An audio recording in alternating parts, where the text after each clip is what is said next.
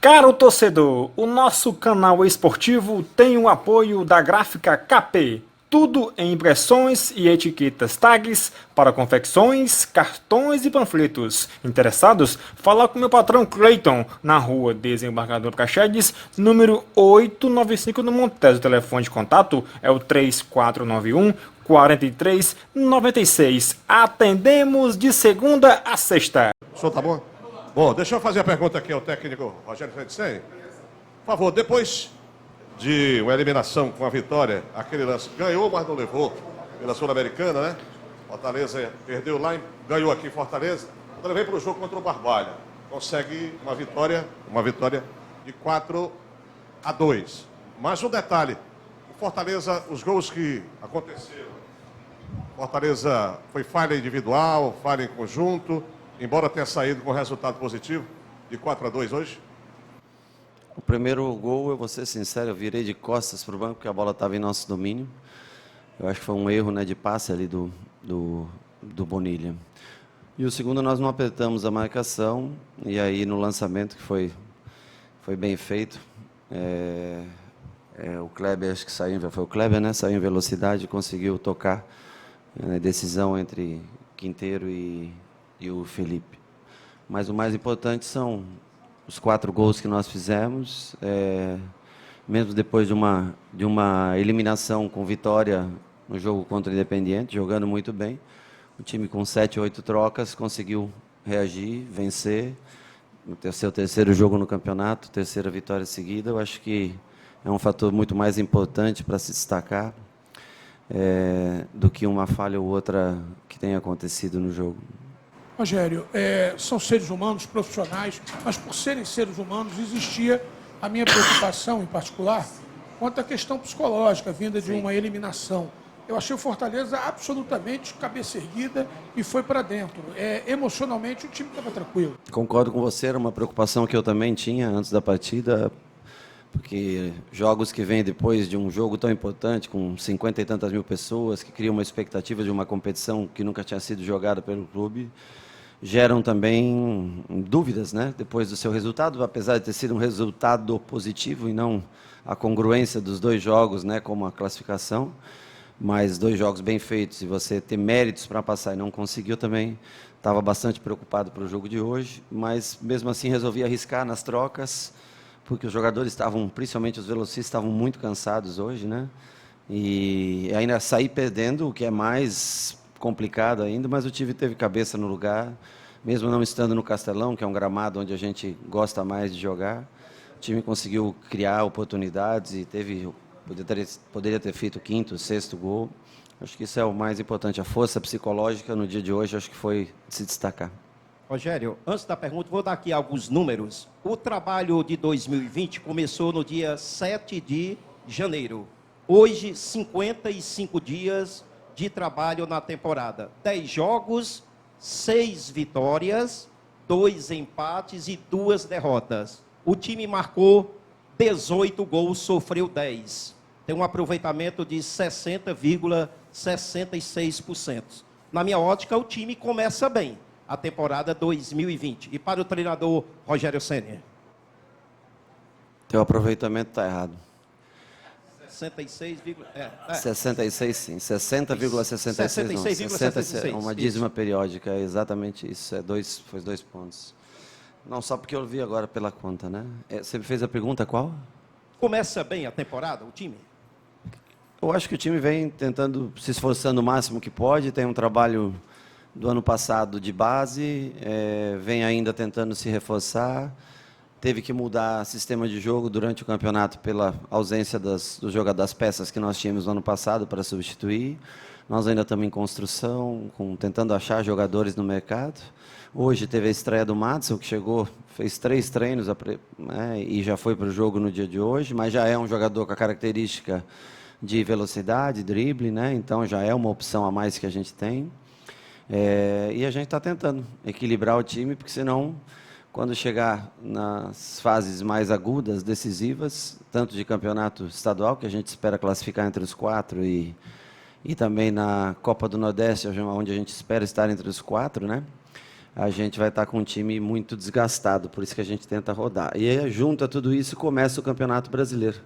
Então, nós ainda precisamos de reforços para começar um Campeonato Brasileiro, podendo jogar na quarta e domingo com times fazendo as trocas, mas com jogadores que tenham características iguais. Por exemplo, o David jogou pela direita, hoje jogou o Madison. São jogadores... Lógico, um forte alto, outro mais baixo, mais leve, mas com características parecidas. Isso é a nossa principal necessidade, para que a gente não precise alterar o esquema de jogo de uma partida para outra, que a gente tenha as peças corretas para fazer as trocas na hora da necessidade. Rogério, aqui, um dos fundamentos que a gente, para ser bem redundante, um dos fundamentos que você hoje utilizou, quando eu digo você, eu digo o time do Fortaleza, foi exatamente chutes a gol. Uma coisa que se via muito pouco no Fortaleza. Hoje também teve um aproveitamento de 50% dos gols também de escanteios. Né? Foram 2 gols gerados de cobrança de escanteios de uma forma diferente, jogadas ensaiadas e com chute de fora da área. Né? Isso vai ser uma tônica do Fortaleza? Depende do adversário, depende de como a gente veja o adversário, né?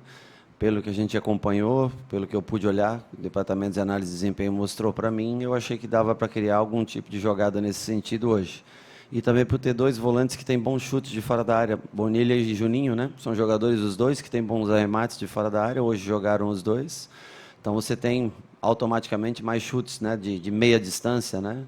E as jogadas nós treinamos porque nós vimos que era possível criar esse tipo de jogada. Quando não for... Nós também fomos bem nos escanteios direto contra o Independiente, tivemos boas oportunidades de gol, a bola não entrou, né? Mas hoje, em 2 jogadas, nós conseguimos fazer 2 gols, o que é importante e valoriza quando você gasta esse tempo trabalhando a bola parada e obtém o resultado final. Rogério, parabéns pela vitória. Com quantos jogadores você pretende contar para que a diretoria possa contratar e quais posições? Olha, o que eu mais preciso ainda são os jogadores de velocidade, e mais um ou outro jogador em determinada posição, que nós estamos conversando dentro do clube, mas não gostaria de externar assim, para vocês nesse momento. O mais claro que eu posso externar para vocês são os jogadores de lado de campo, que eu gosto do Romarinho jogando mais centralizado, né? Automaticamente eu tenho Oswaldo, David e o Madison, né? Então ainda me falta, no mínimo, um bom jogador de lado para... preferencialmente 2 até, mas no mínimo um bom jogador de lado me falta. Isso é a peça mais clara, né? E aí nós vamos depois parar, pensar e ver o que a gente pode reforçar em outros setores. Rogério, boa noite. Hoje o Marlon fez mais uma boa partida, né? Logo depois de um gol decisivo, né, contra o Independente. Queria que você falasse sobre a atuação dele e sobre essas 2 funções que ele fez, né? Ele começou o jogo jogando mais aberto, depois veio para cumprir como volante. Essa é uma coisa importante no atleta quando ele consegue desempenhar mais que uma função, né? Porque ajuda muito o treinador na hora das substituições. Você vê que ele começou numa função aberta, na hora que o Juninho sentiu um desconforto na perna, pediu para sair no intervalo. Eu pude colocar um atacante e trazê-lo para uma posição que ele também tem conhecimento, que é de volante. Como ele falou na última entrevista, acho que você estava, eu lembro que você estava, né? Ele nunca vai ser um Oswaldo, ele nunca será um Romarinho, nunca será um David, mas dentro da capacidade dele é um jogador que contribui muito, o custo-benefício dele é muito bom para o clube. E enquanto nós não temos jogadores, como eu acabei de repetir, que façam essas funções de origem, ele é um jogador que tem entrado em vários jogos e tentado colaborar da melhor maneira possível. Hoje fez um bom jogo novamente, os últimos 2 jogos, ele entrou bem no último, fez um bom segundo tempo contra o contra o Imperatriz. E hoje fez um bom jogo novamente. Eu acho que se destacar, ele começou na esquerda, né? Veio para volante e acabou fazendo o lado direito no final. Essa versatilidade é uma coisa importante para um clube que não tem o mesmo poder aquisitivo que outros grandes e que pode ter 30, 33 jogadores no elenco e aí jogadores específicos para cada função. Rogério, a minha pergunta tem um pouco aí a ligação com a dele, do colega. Na minha visão, o Fortaleza só tem um volante pegador, que é o Terley, que você colocou hoje. O Bonilha é um bom jogador, o Felipe, o Juninho, excelente volante, o Madison também faz essa função, mas eu não vejo esse volante, esse primeiro volante, entre aspas, né? Você não pretende ter um jogador desse no elenco, não? Fora o Derlei? Não. Eu pretendo ter mais Juninhos, mais Felipes, mais Bonilhas. É o tipo de jogador que eu gosto. O Derlei é um jogador foi o primeiro jogador que eu contratei aqui. Um jogador que tem um espírito de equipe muito grande, que trabalha no dia a dia muito bem, tem uma liderança incrível sobre os companheiros. É um cara que você olha para ele e você sente vontade de trabalhar. E realmente, é a única exceção que nós temos de um volante de contenção, pegada. E quando precisa, ou quando a gente acha que há possibilidade de utilizá-lo, né, ainda tem a altura, né, que o favorece, né, que é o único volante alto que nós temos, né. Mas, se não, a gente tem predileção pelos volantes que joguem, volantes que deem ritmo ao jogo, que é o caso do, talvez o maior exemplo de todos, o Felipe, né? Esse seja o tipo de volante que eu gostaria de ter mais jogadores como o Felipe, com qualidade e que ajudassem a marcar. Se não como um Derlei, mas que saibam marcar e armar jogo, porque dificilmente nós jogamos com um camisa 10 esse ano, que o Mariano vem participando na maioria dos jogos, né? Agora sim teve uma pequena lesão, fica parado uma semana, mas eu gosto mais de volantes que joguem do que marquem. Ô, Rogério, por gentileza, você tem feito algumas alterações na equipe? Aliás, você tem usado o termo rodar a equipe. E você tem alterado a sua equipe em alguns setores do time. Porém, permanece com o goleiro Felipe Alves. Eu pergunto para o Rogério Ceni, o que estaria ocorrendo com Marcelo Boeck, que está praticamente sem chance na equipe, sem oportunidade? Seria isso? Não, eu acho que não. Nós, ano passado, cada um jogou um campeonato, cada um foi campeão do seu campeonato. Eu gosto do estilo de jogo, eu não escondo a vocês que eu gosto do estilo de jogo, no goleiro que dá ritmo ao jogo. O Felipe faz isso muito bem. É um jogador de linha a mais, praticamente. Isso vai de encontro à minha resposta dos volantes aqui, como você perguntou. Ela se estende para os goleiros, ela se estende para os zagueiros. Sempre aqueles que têm mais condição técnica de saída de jogo têm a preferência, por isso o Quinteiro joga tanto, por isso o Felipe joga tanto, por isso o Felipe volante, né? E por isso o Felipe Alves também joga tanto. Você não diminui o outro profissional, não deixa que ele tenha as qualidades e a gente reconheça as qualidades de outro profissional. O Max, quando jogou, foi muito bem nesse sentido também, mas não há... O que eu acho é que o Felipe vive um grande momento e eu gosto de contar com o estilo de jogo dele, porque me facilita muito quando eu preciso criar contra equipes que vêm para mais se defender do que me atacar. Ô Rogério, para quarta-feira, o Ferroviário está tentando levar o jogo para o estádio dele, o Elzi Cabral. Não sei se você conhece, isso não deve acontecer porque o estádio não tem uma logística necessária nem para a imprensa, enfim... Mas se isso acontecer, te preocupa, já que não é um campo de tanta qualidade? Não, eu não conheço o estádio do Ferroviário. Eu acho que todo mundo tem o direito, desde que ofereça segurança e capacidade para o público. Eu acho que qualquer equipe tem direito a pleitear, né, jogar no seu estádio, né? Então eu não tenho realmente nada a reclamar sobre isso. O mando de jogo é do Ferroviário? Se ele tiver condição de oferecer segurança ao público, né? Fortaleza levou hoje, quanto foi o público hoje? Então, mais a torcida do Ferroviário, não sei quanto que vai ao estádio, né? Se tiver condições... então, aí é uma questão da segurança, federação, se achar que é viável, nós não temos problema nenhum em jogar no estádio do Ferroviário, isso é de direito, o estádio é deles, não há problema nenhum. O maior problema para a gente é não poder jogar no Castelão, num mando de jogo nosso como o de hoje. Isso é um problema.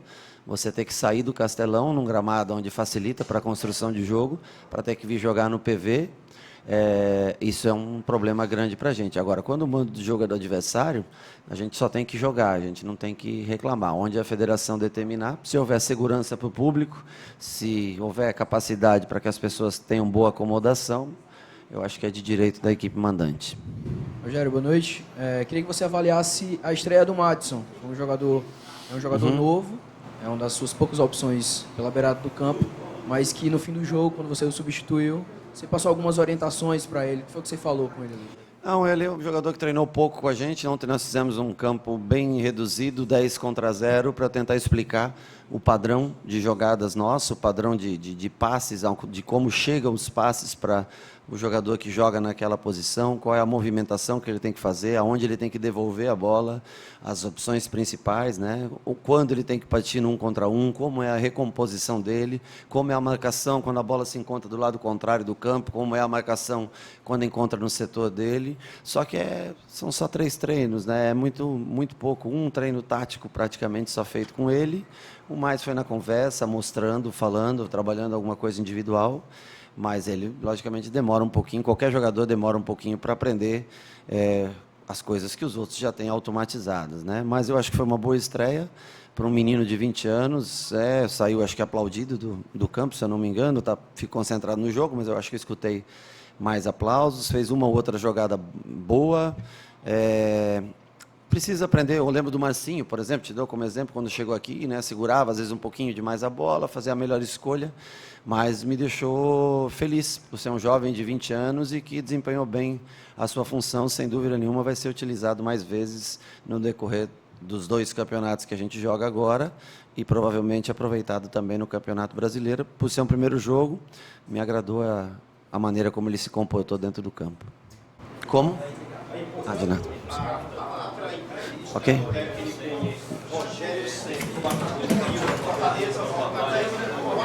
Caro torcedor do Fortaleza, Ceará e Ferroviário, aqui quem vos fala é Maurício Santos, repórter fotográfico e historiador de futebol, também conhecido como o rei dos pôsteres dos times campeões. Aos amigos tricolores e alvinegros interessados em adquirir um quadro com o pôster do clube do seu coração e expor na sua parede, nós somos a pessoa certa, pois temos todos os pôsteres do Fortaleza, Ceará e Ferroviário desde a sua origem e de qualquer time, principalmente das últimas conquistas, que são os pôsteres do Fortaleza, da Tríplice Coroa de campeão brasileiro da Série B 2018, do Cearense e do Nordestão 2019, do Ferroviário, campeão brasileiro da Série D 2018, do Ceará, bicampeão cearense 2017 e 2018 e do Nordestão invicto de 2015. Aos torcedores interessados por essas raridades, que são os pôsteres do Fortaleza, Ceará e Ferroviário e de qualquer time,